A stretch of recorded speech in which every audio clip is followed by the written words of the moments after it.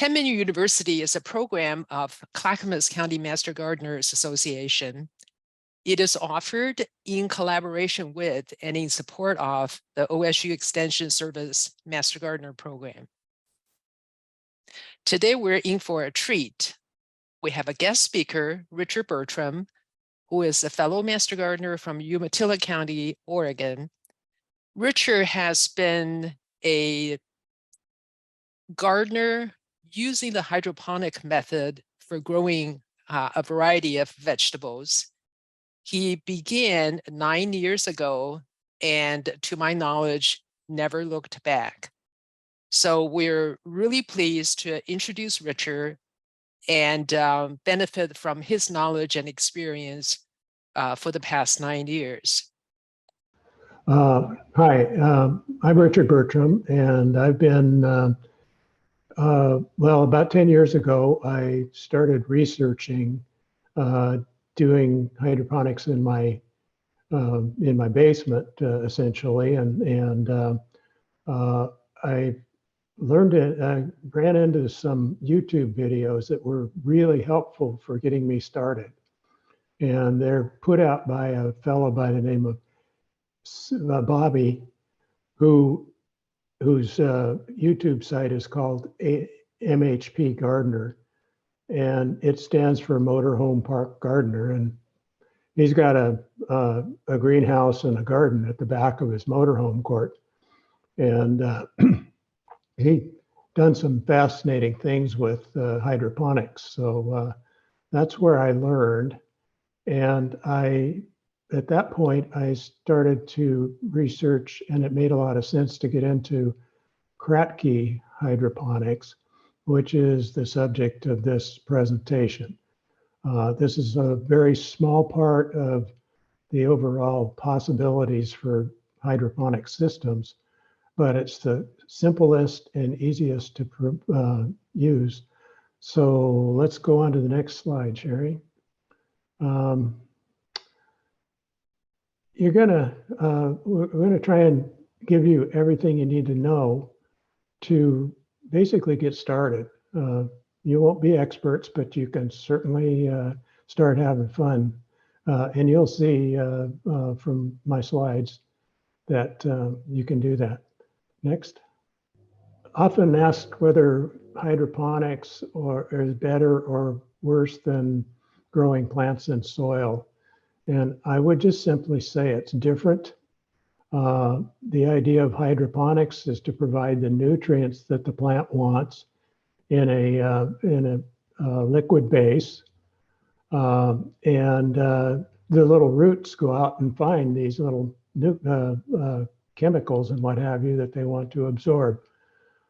It's the same way if you grow in soil. They don't eat the soil, they eat the liquid nutrients that are in the soil. So there's a list of what all's available in most of the hydroponic nutrients. Next. A gentleman by the name of B.A. Kratky, Dr. Kratky, at the University of Hawaii developed what's called a low-tech hydroponic system. And somehow or other, Bobby at MHP Gardener picked that up and started working with it. And so he dubbed it the kratky method. And I was communicating with Dr. Kratky the other day, and he said, that's not exactly true. He said it should be called the EMI method after a Dr. Imai in Asian vegetable research in Taiwan. But anyway, Kratky's method grows plants in a container of nutrient water, and he came up with the plan of how to do that. So next. This is one of my first grows, and I made the tank basically out of 2x6s with plywood on the bottom, and then put in a plastic liner and filled it with nutrient solution. And then on top of that is a foam board. And then the plants are actually planted in what's called net cups.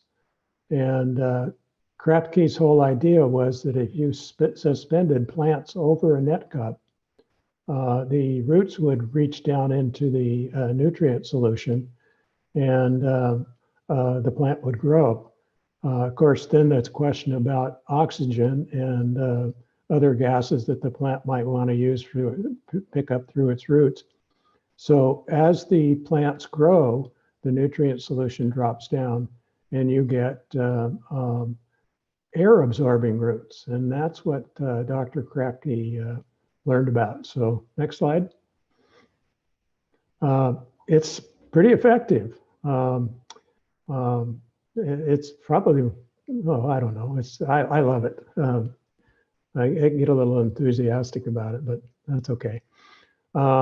This is leaf lettuce, and this was doing great until, we got, I live in Pendleton, so it's pretty warm in the spring, and boy, it just took that heat and just bolted, went for the sky. So I decided, if you'd go on to the next slide, Sherry, to bring my grow inside. And I had some shelves, and I had some old fluorescent lights that I'd taken out of my house.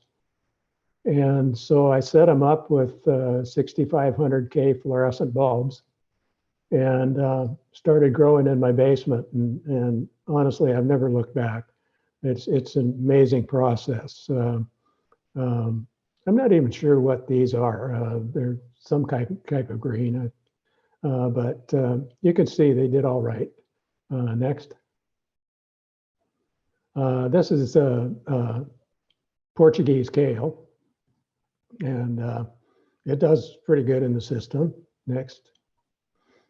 This is an Asian vegetable that I can't remember the name of, but I didn't feel like I got the amount of leaf material that I would like to get, so I didn't grow. I only grew this once. So go to the next. Now, this is a fundamental mistake that I made, and I'm not alone. I put in, I think those are bok choy on the left, and I think, excuse me, those are maybe chard or something like that in the middle there, and the ones on the top right are all like lettuce or basil or something like that. Well, what happens is the bok choy eats all the nutrients, and so the slower growing lettuce vegetables or what have you get starved for nutrients, and so they just die off. So you want to try to, when you grow these things, you want to try to keep cultivars in there that are going to grow at about the same speed.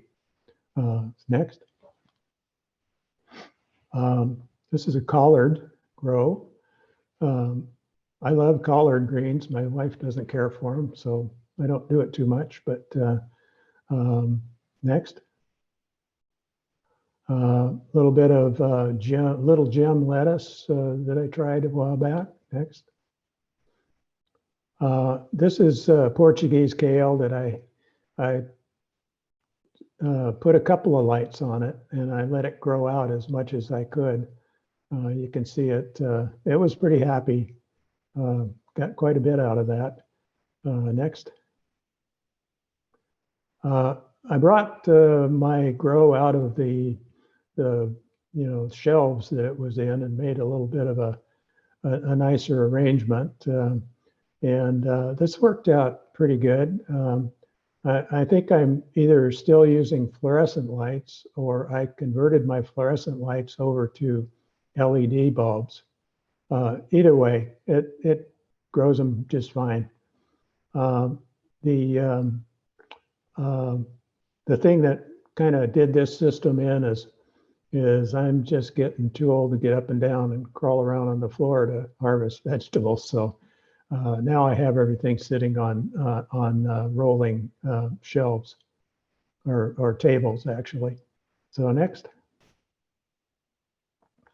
This is basil, and I love growing basil. My wife one time said, "You can never grow too much basil."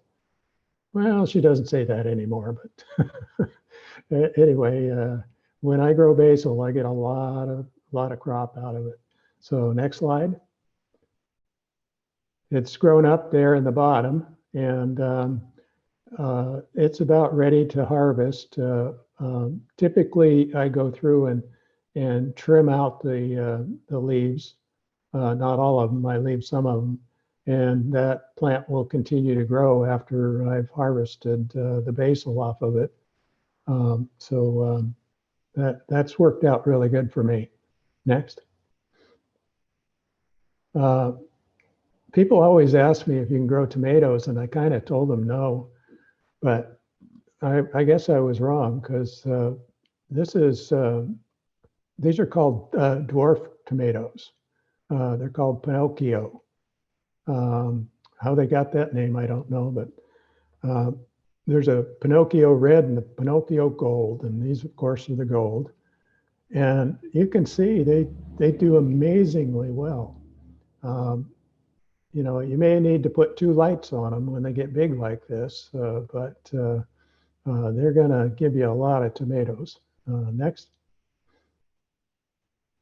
Just another grow. Next.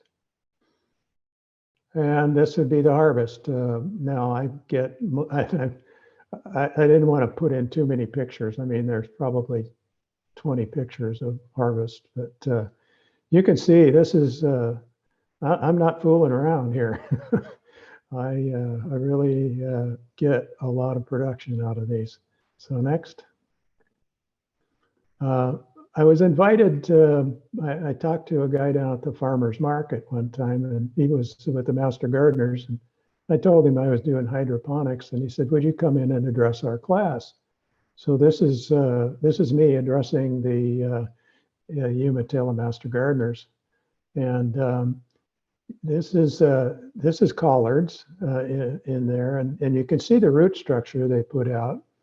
And we'll get into that a little bit more because there's the upper part of those root balls are actually the air absorbing roots.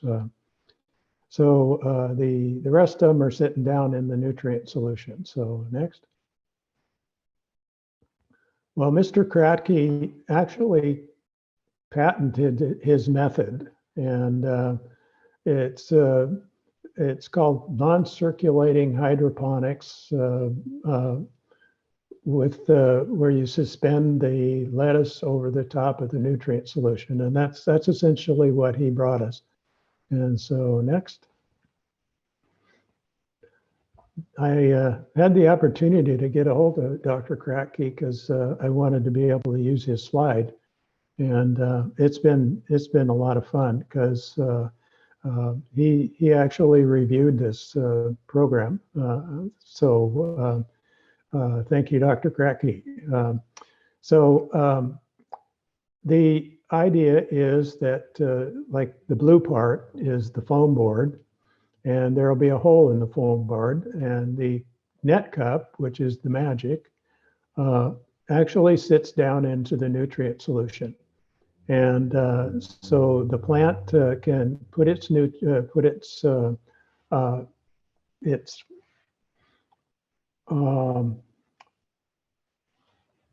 roots down in there. I forgot to turn on my video, so anyway, the plant can put its roots down into the nutrient solution, and then it starts to grow. And a lot of times it'll put roots out from on the side to get into the airspace that's produced as the plant grows. So you can see as the plant grows, the nutrient solution drops down, and moist air is held in the space that's left, and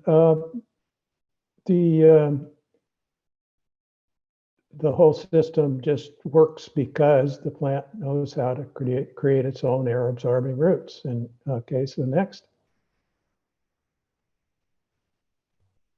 Sherry? Okay. This is an example. This is Swiss chard.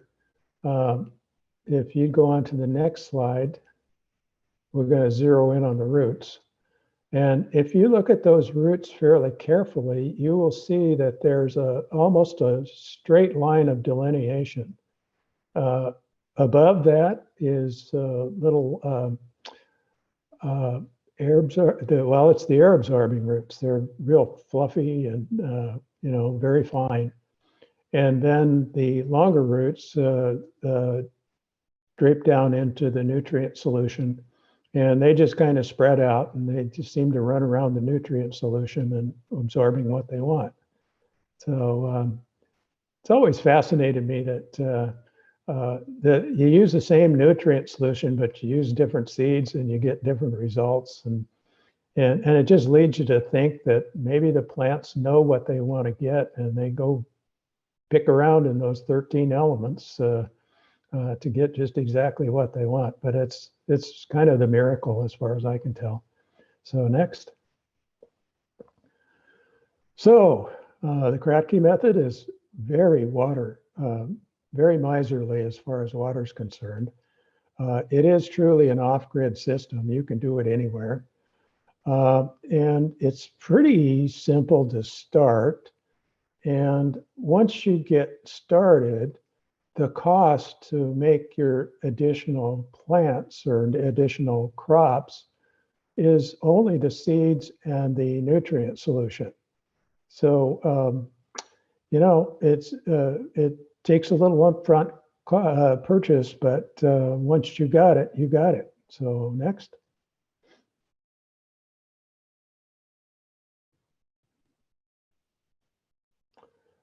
So what works well? Leafy greens.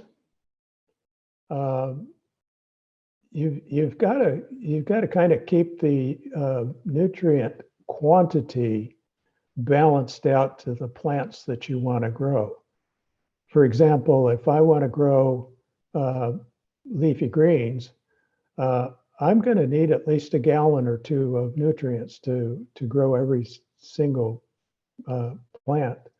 So if I put 6 plants into my 9-gallon mixing tub and grow out of that, I will end up with probably having to add some nutrients at the end. But I'll kind of, you can add more nutrients if you want. You just can't go up past the line that we saw where the air absorbing roots are, or your plant will drown. So next. Okay, this is how I plant my seeds. This is a combination of cocoa coir and perlite. It works really good. It holds a lot of moisture, but it holds a lot of air as well. And the plants do remarkably well in there. So this was this January 3rd when I planted these out. So this is habanada peppers. You may not be familiar with them, but you may be familiar with habaneros.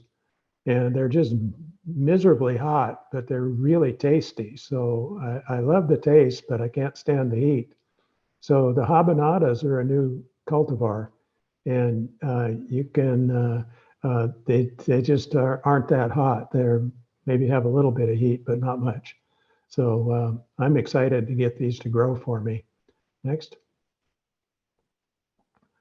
So once I've seeded and I overseed these little trays, and I get these trays at, well, got these at Bimart. They're essentially kitchen drawer organizing trays. And so they work really good for starting seeds. I label my trays and I put them in a plastic bag, and I then sit them on the furnace. And that seems to be a pretty good little heat mat for getting stuff going. So next. Okay, this is the Swiss chard that I planted on the 3rd. And it got a little leggy because I just wasn't watching it that careful and went an extra day. But that pretty much will work itself out over time. So, so we go on and start planting. So next. Now this is the magic ingredient. This is the net cup. And I put a variety of net cups there so you could see what you don't want. You don't want the ones that have the big holes in the bottom. At least for what I was doing, that wasn't a good choice. So the one in the middle is what I've settled on, and it works great. So that's a 2-inch net cup, and I prefer using 2-inch net cups. You might say, well, do the roots have a problem? No, the roots win.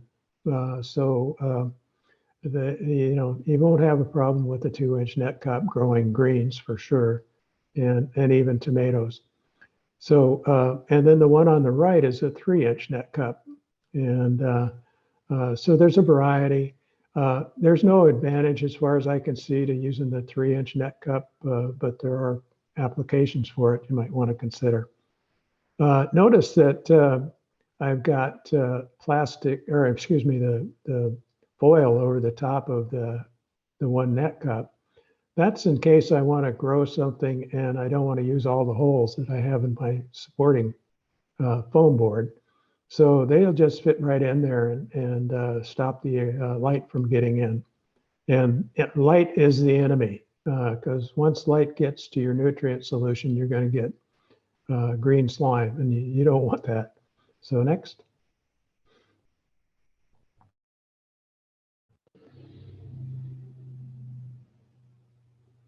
Okay, this is these are tomatoes that I grew out. These are micro dwarf tomatoes, and I'm thinking these might be the perfect solution for growing in this system. They're not supposed to get that big. Of course, that's what they told me about the tiny Tims that took over my basement. But you just get what you get. I actually have these plants labeled. I should have turned my my tray around so you could see that, but it's very important that you label your stuff. So next, I use that fork to tease out the seedlings. And here's an example of what not to do. And I just don't, I don't know where my head was on this day, but that's actually potting soil. And it comes with various manures and bat guano and all sorts of good stuff, but you really don't want to use that because it worked out okay for me this time, but I won't do it again. You're going to bring in bacteria that you don't need and other organisms. So just use cocoa coir or, perlite works or a combination of the two. So, okay, the next is I tease that tomato plant out, keeping all of its roots intact, and always comes along with a little cocoa coir or perlite, depending on what I'm growing in. And you just kind of fit it into the net cup, and then add a little more cocoa coir to it to get it just the way you want it. So next. So there it is. It's that plant's all potted up, so to speak. And I'll go through and do all of those the same way. So next. And I set them back in a tray. And next. And then once you got the tray and you got your plants in there, you can grow it just like a hydroponic system. You can add the nutrients to the tray, and just don't put in like a 1/4 inch covering the bottom of the net cups. And those plants will grow for another 2-3 weeks in that system without any problem at all. And I put them on top of some of my bigger systems. I'm just stealing the light there for keeping them going. So next. Okay, the things you're going to need, you got to get a container, you got to have a lid, you've got to have some net cups, you got to have the planting medium and the nutrients, and of course water and lights. Now the lights are optional if you're going to try it outside, but you know, I'm sure that if you were over on the coast and you could keep rainwater from getting into it, the plants would do very well outside. But in places like Pendleton, where the sun is just blazing hot in the summer, things get heated up too much. And so next. So here's the nice thing about this system is it's very scalable. And so up on the top left is a mason jar, and that's kind of fun if you're like want to impress the kids and grow it. And if you're a school teacher, you might want to try that. You basically fill it with nutrient solution until it covers the bottom, say 3/8 of an inch in this case, of the net cup, and plant your plant in there. And I recommend you do something like lettuce that doesn't put a huge demand on the nutrients. And so you got your plant in there, and you can use I use old Safeway shopping bags, the paper ones, and I make a cover for it, and that works out really good. So you can do that right in your kitchen. You could have a basil plant growing in there if you wanted. So there's lots of things you can do with those smaller systems.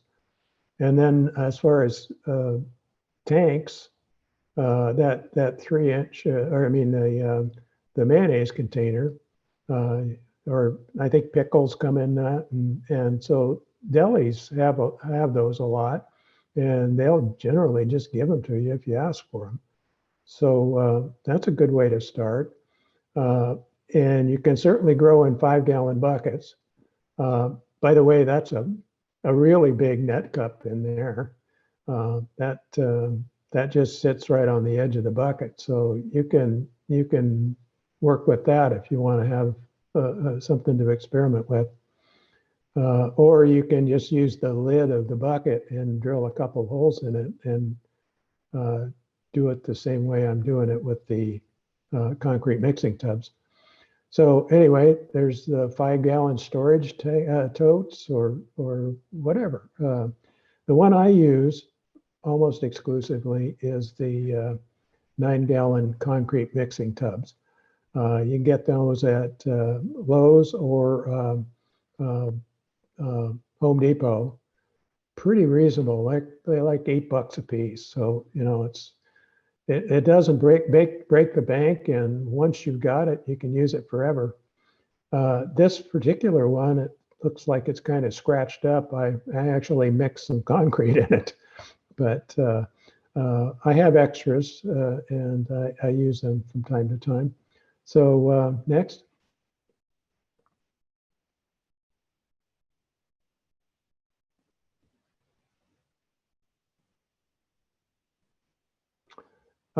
This is a little tomato growing in a Kirkland peanut can. It's working. It's not overwhelming. That would probably be better if it was a little bit of a lettuce or something like that. But anyway, it's kind of fun. You've got a lot of variations as to what you can use to hold the liquid. Next. Okay, this is basically the 3 components. You got your cover, and that has 2-inch holes drilled in it, and then the net cup sits in the holes, and then you fill the tank with nutrient solution to the point where the net cups, wherever you place them in the lid, they're going to all have a 1/4 inch of nutrients in them.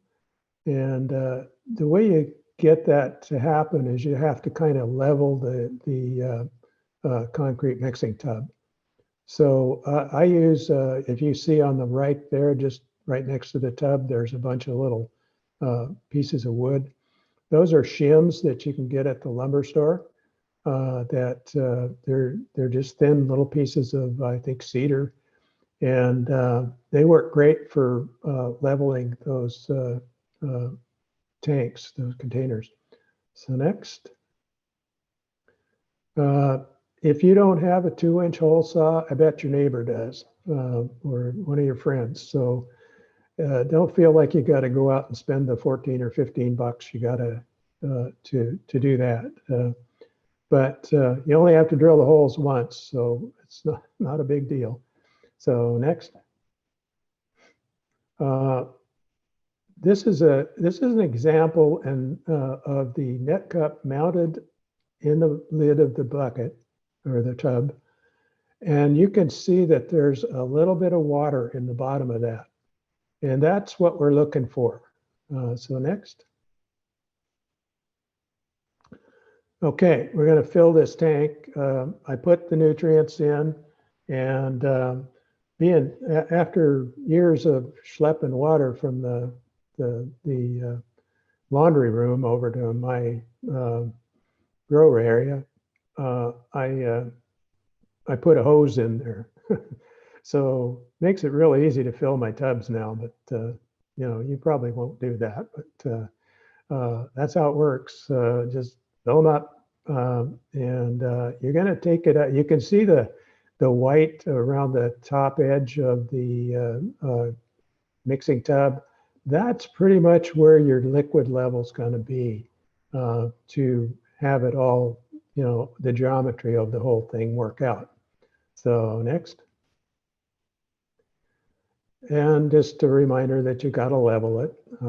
If you don't, one of your plants will starve and the other ones will get too much maybe, or it just won't work out too good if you don't level it. Next. Okay, nutrients. There's a ton of nutrients on the market, and there's if you surf around through YouTube, you'll find all sorts of people that use the liquids, and they work really good. But I've gone to the dry mixes mostly because they're just cheaper. You don't have to ship heavy water all over the country to get them to your house. The one on the bottom is what I started with, and I keep about 50 pounds of master blend in my basement. Maybe that's kind of a prepper in me. I'd like to know that if for some reason or other, the nutrients the supply chain dries up for nutrients, I'm covered for a couple of years. So that's I keep the master blend and I use it. It's a little more tricky to use. It's a 3-part system, and if you do it the way they tell you to do it, you're going to make a 2-part system out of it. And then at the time you mix your nutrients, you add the X amount of one and X amount of the other. And I got started with a complete mix where I took and I mixed up a small batch of Master Blend, and it was called Master Blend Complete when I started doing it. And the experts will tell you that you will have some adverse chemical reactions when you mix all of the nutrients together. And yeah, it possibly does happen, but I can prove it. I've used that product for the whole 9 years and it's worked out great. But recently I've gotten involved in the maxi grow, and the price on this stuff has come down even. So it's like $16 for 2.2 pounds. And you use about 2.5 tablespoons per 5 gallons. That works out pretty reasonable. The nice thing about the maxi grow is it's a one-part system. So you don't have to fool around with 3 different items. So you might want to start with the maxi grow and maybe eventually go into the master blend if you get really into it. But that's the way I would go to start with. And all of the plants that I've grown for this presentation, let's see, from here on out, are grown in the maxi grow. So you can see how well it does. Next.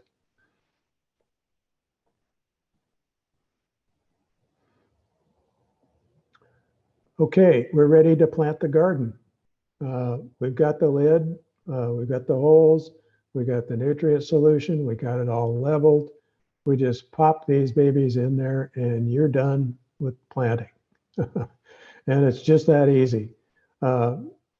It's interesting, Bobby at MHP Gardener said, I'm going to make out a list here of everything you need to do from here on out.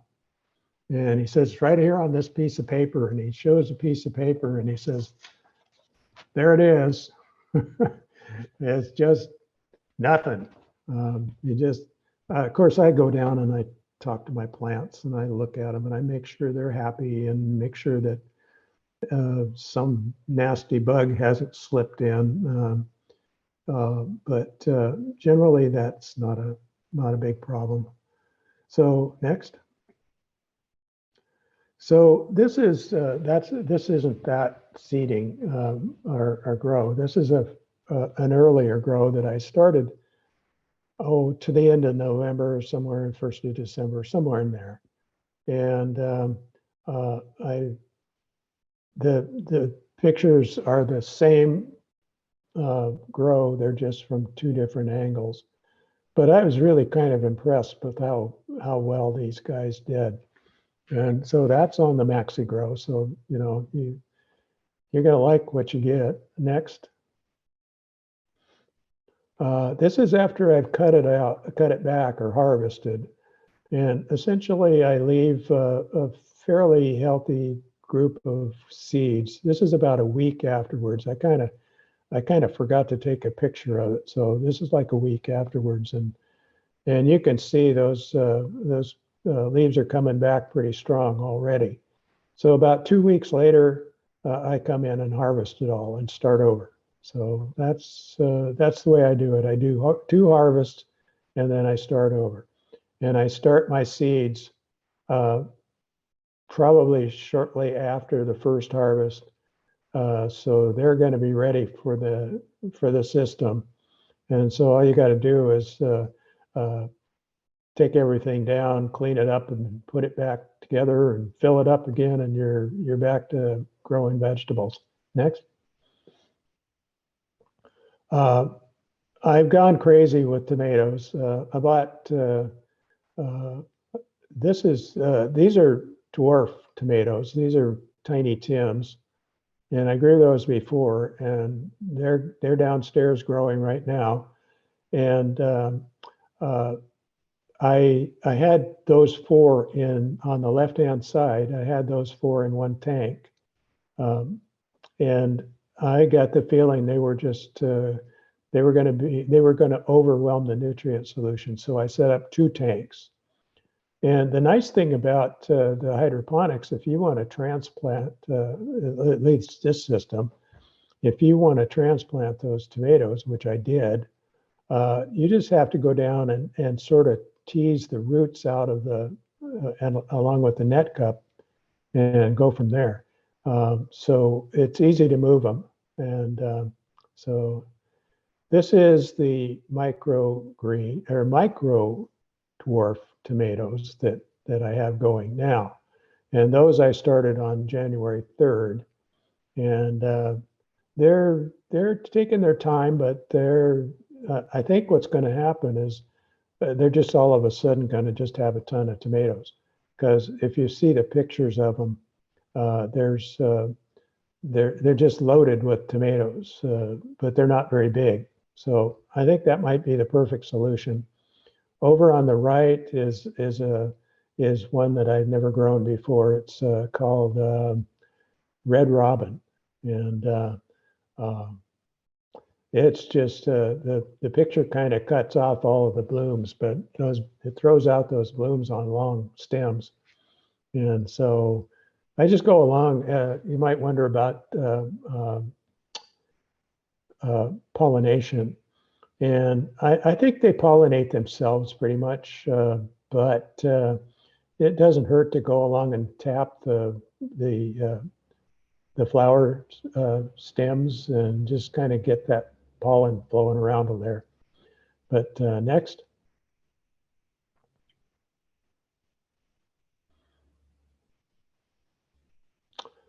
Okay, this is the habanada that it's was started on 1.3, so it's just starting to really start growing faster. A lot of these plants start out really slow. Basil especially takes a long time to get going, but when this plant gets going, it's going to be interesting. I just wish I was able to show you this thing full of peppers, but trust me, it'll work. It'll do a good job. Next. Okay, as far as lighting is concerned, just about anything grows good veggies. Fluorescents I started with, then I bought some LED bulbs and I rewired the fluorescents so I could put in the LED bulbs, and they work great. Then I bought some Costco LED shop lights and they work great. When they came out with real honest to goodness grow lights, I think it was a Mars Hydro that I bought for 75 bucks, and I was kind of thrilled to get that. And now I've been buying the bloom specs for, well, probably right now they're going for a little bit under $50, which is pretty good price for the lights. So you can see from the little chart I put over there that the amount of this is just a simple light meter that I put on my phone, so it's not really scientific in any way, shape, or form, but you can see that bloom spec puts out a lot. And it's interesting that 1,000 watt puts out the same amount and takes the same amount of wattage. So you got to pay more for the 1,000 watts. So yeah, a little bit of marketing going on there. Next. So when it comes to light, plants use a whole bunch, especially in the green stage. They use a whole bunch of the blues, and that if your light puts out a good blue cast, you can grow greens. Now the rest of it is the greens and stuff like that. The plants use some of that, and it's good to have it. But a lot of the lights you'll see are purple. That's a combination of red and blue lights, blue LEDs, and plants grow quite well in that. But more of a full spectrum is good. Lights that have more of the red in them, the red is where you get the blooms. But to tell you the truth, I've used fluorescent lights and I've had tomatoes set on them and just do great. So I don't know. It just doesn't seem to be that important for what I've been doing. So don't overcomplicate it. Next. This is a chart put out by, this is a bloom spec, the chart put out by bloom spec showing the spectrum of the lights that they put out. And you can see that you got a good chunk of blue there for growing the greens. You got some yellows and some greens, and then a very strong red component. And so this is kind of a one size fits all light. It'll do everything, it'll do it all. So next.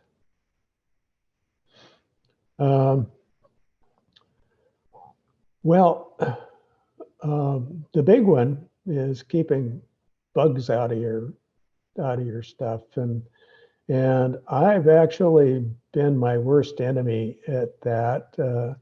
I've brought some big plants in from outside one time. I was going to grow them under the lights over the winter, and I brought in some spider mites, and boy, I was lucky enough to see it early, and I got them. But you know, you don't want to have to fight that battle. Aphids are the worst. Fungus gnats. I think anybody that grows in the winter is going to have a few of those. I'm working on how to try to figure out how to get rid of them, but aphids are the real enemy, and spider mites. So be prepared to. You shouldn't have to deal with them if you're careful. Don't bring stuff in that from somebody else's garden or your garden. Just keep it fairly sterile in your grow room, and you'll be good.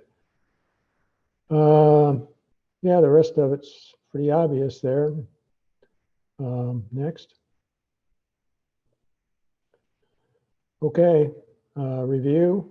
You got to set up the hydroponic system, mix the nutrients, fill the containers, add planting medium to the net cups, put your plants in, set the levels, set the light, and you're done. You know, you're off and running, and it's a really simple system.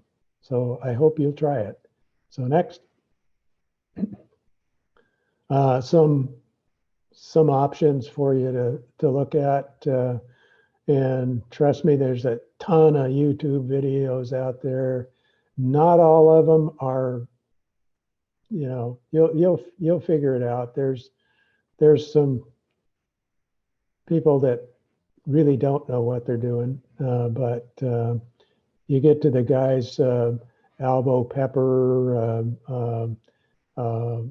you know, there's MHP Gardener. Those are guys that really put it together, and so feel free to spend some time on YouTube too. By the way, you can turn YouTube up so that you can go twice as fast. So you can get through a lot more videos that way. But next. Well, that's Richard after a hard day's work on the crops. Let's get some questions.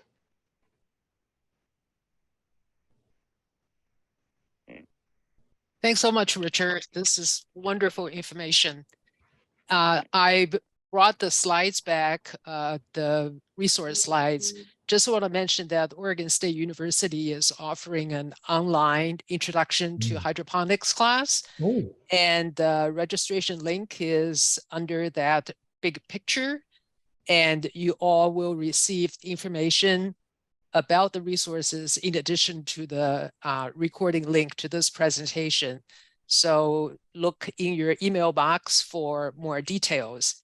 And with that, we have quite a few questions, and let's address them. So Richard, what is growing now in your basement? Oh, it's a fairly good list. I'll be fast. I've got 10 shallot seedlings. I've got 10 potted fig starts. I've got 9 fuchsia starts. I've got 6 Swiss chard plants. I've got 8 basil lettuces growing. I've got 4 habaneras. I've got 8 dwarf tomatoes. I got 9 Calibrachoa starts. I've got 6 yellow Christmas cactus starts. I've got geranium starts. I've got jade plants. I got 13 of those, 19 tomato seedlings, 10 micro dwarf tomatoes, 14 fig cuttings in water, 8 grape cuttings in water, 1 tube of green onions, 1 flat of ginger starts, and 1 leek. Wait, so of all of these examples that you've given us, which are grown in a hydroponic system? Oh, that's most of them. Including the ornamental plants? Mm-hmm.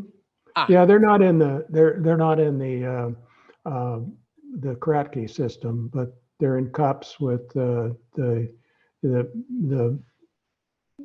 uh, the so are you saying that you filled up the net cups with the ornamental plant inside and you put it in the tray with nutrient solution on the bottom? Most of these I'm going for starts to sell at the Master Gardener's farmers market. So So are they in the hydroponic system or I bought just, them water them. I bought them water them with hydroponic nutrients, and I use oh, hydroponic cocoa coir as the medium. So they are kind of hydroponic, but not in the Kratky system. okay, so they're not immersed in liquid, but No. you're watering them with the hydroponic Mhm. solution. All Mhm. right, okay. So we have a question about the nutrient solution. Do you know if there is an organic version, organic option to it? Um, I've seen some from time to time.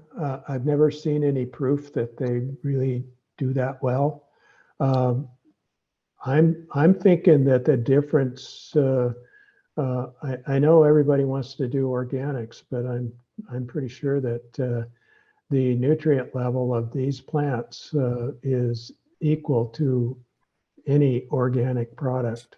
So, Okay, so there are a lot of questions about the quantity of the nutrient solution per plant.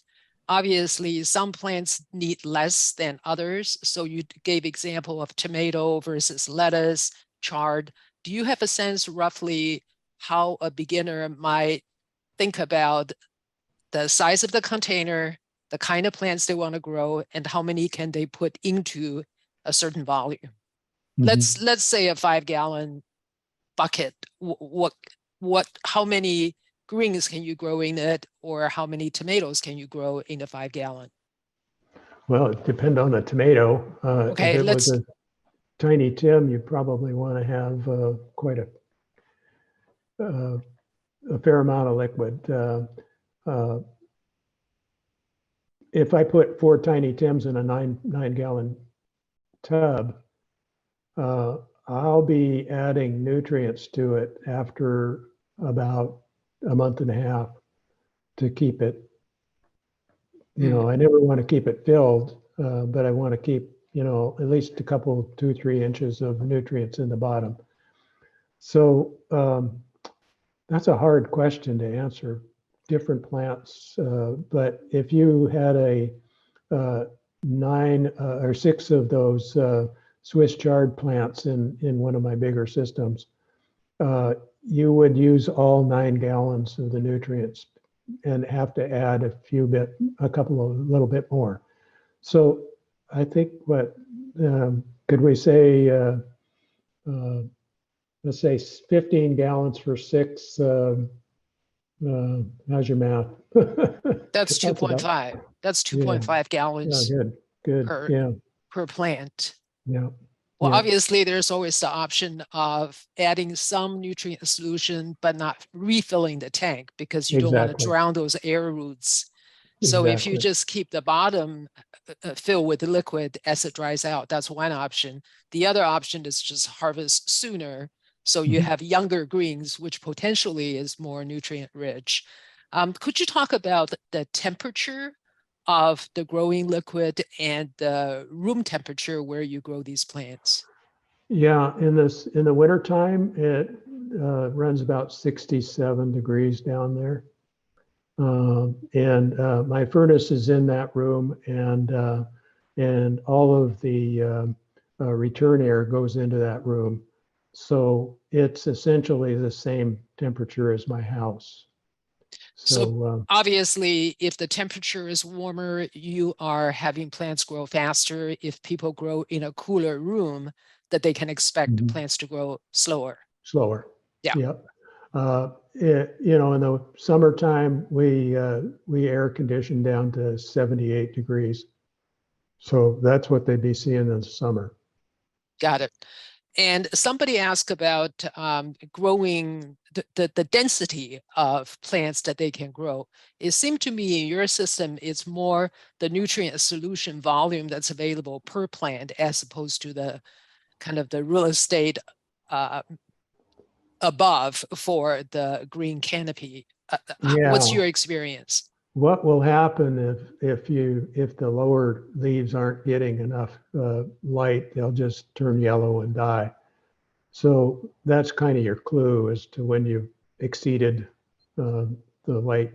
Now, if you want to get crazy about it, you take two lights and put them on the side of the planting, and you can, give them all sorts of lights.